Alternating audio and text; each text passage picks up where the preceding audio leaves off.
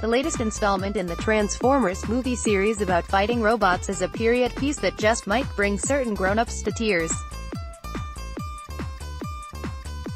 For them, Bumblebee, a Transformers spin-off, opening this weekend, built around the popular character with the yellow and black paint job, is a throwback to the 80s, when these, mostly, middle-aged guys were just adolescents playing with their robot toys and watching a TV show after school.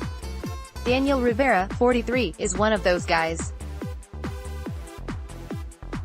He sat in a Houston movie theater during a Monday preview screening of Bumblebee, along with a handful of people from his Transformers club called Moonbase 1, cheering and hollering for robots in disguise made real on-screen. "It's off the charts how amazing it was," he says enthusiastically just a couple of hours after the showing.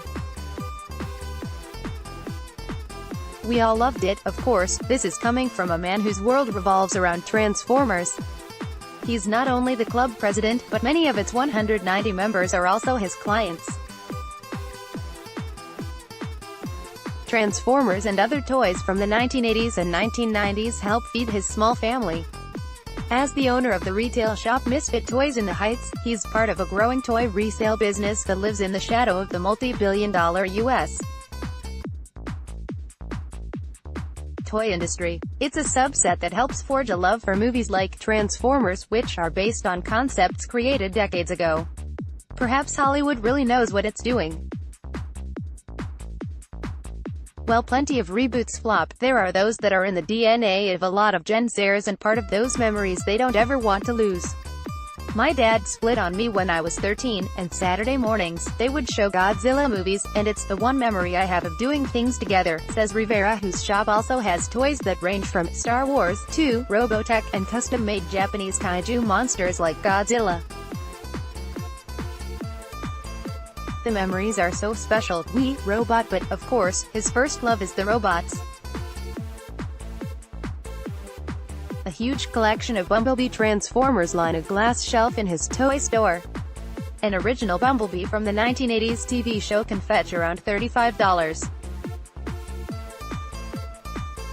One from the Bayverse movies, a term used for the Michael Bay-directed franchise, goes for around $20. I'm amazed at how much stuff Danny moves through here," says George Sampson, who recently relocated to Houston from Detroit and says he collects Transformers along with his two sons. "There's a sense of fulfillment in tracking these down." Sampson, in his mid-40s, looks for the toys that he couldn't buy when he was a kid. Rivera is more than happy to help with the hunt. In addition to his toy sales, however, there's customer retention built into the Moonbase 1 club. Members, who join on Facebook, can purchase T-shirts and get discounts at the shop. During regular meetings, as many as 15 to 20 people pile into the store to talk about everything in the Transformer universe, from the Hollywood films to the cartoons and comic books. They discuss particulars of the Decepticons, the bad guys, and the Autobots, the good guys, who populate the Transformers storyline. It's a discussion marketers in the movie industry are aware of. They send Rivera swag bags and give him promotional tickets to give away when big releases come around. Creating a community, but it goes beyond the economics. It's building a community around toys. There was a real buildup of friendship that happened. These things will straight up connect you with someone you have never met, Rivera notes. "We've vacationed for the last 5 years with just our customers." It was after getting laid off during the oil industry downturn in 2015 that Rivera decided to go all in with his weekend gig of selling toys at Trader's Village Flea Market in Northwest Houston. He transitioned from the open-air market to an enclosed shop. But he got his start in 2013 after quickly realizing he was getting a rush from not just making money off old action figures, but also tracking down hard-to-find toys. After selling out of a lot of 150 Star Wars toys, it was apparent to him that he was good at hustling childhood memories. He started with a one-room shop at the Heights Common Market on Yale Street, which is now the home of Misfit Toys. It's quickly expanded in the past 2 years, with 3 employees, and the shop takes up a large portion of the commercial space, which also contains fashion shops and a comic book and record store. Rivera partnered with David Franco, who runs a food service company in the area and is an avid collector who helps invest in toy buying and paying the rent. No one is as much of a Transformers collector as he is, Franco says of Rivera. Rivera's toy curating has had a real impact on people. A few years ago, a man came into the shop with his family and broke into tears after seeing a display case that featured an extensive Transformers collection. The family said he had a twin who died, and when the brothers were kids, they passed the time playing with Transformers.